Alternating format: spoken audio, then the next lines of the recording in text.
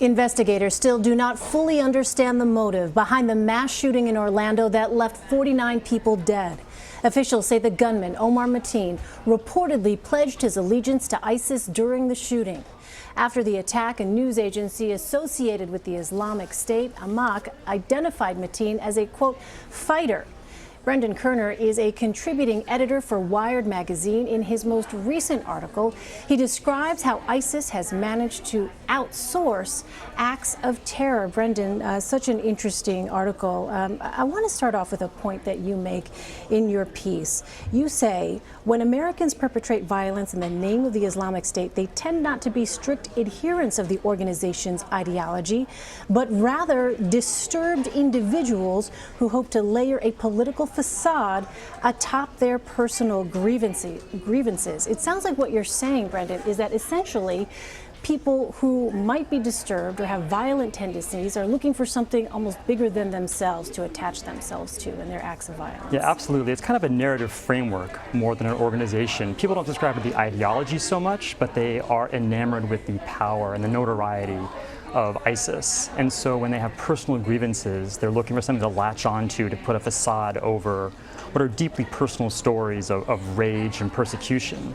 So in this case, the shooter in Orlando, I don't think was very familiar with the core ideology of ISIS, but was attracted to the power and how it made him seem like a bigger person, a more important person. Yeah, and it's interesting on that point because FBI Director James Comey has said that when they first became aware of Omar Mateen back in May of 2013, he claimed family connections to al-Qaeda, which is a Sunni organization. Sure.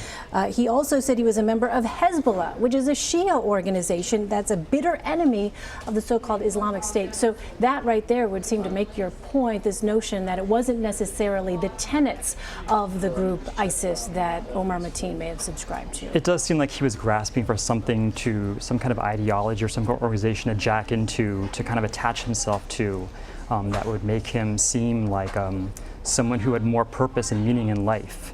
And when al-Qaeda kind of fell more by the wayside and was eclipsed in notoriety by ISIS, he switched allegiances.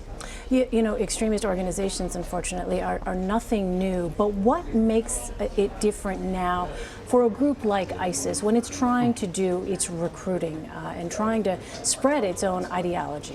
What makes ISIS so unique, I think, is the way they've baked media operations into their DNA from the very beginning. Even back in 2004, when it was just an offshoot of al-Qaeda, they were very serious about producing and disseminating content that would help its recruitment strategies. And right now they pour enormous investment and resources into having these various media offices that reach out to people all over the world via social media. That really enhances its infamy and notoriety and really gets its hooks into lots of young men and women like the shooter in Orlando. So, you know, the United States would say, well, it is having some success on the battlefield against ISIS, that there are others who are joining in the fight against ISIS, that it's not just a fight the United States is taking on alone. What would you say to that? Well, clearly there's a military aspect to this solution that we must put in place. We have to fight them on the ground. We have to sap them of their power and territory. At the same time, we have to counteract the narrative they've constructed.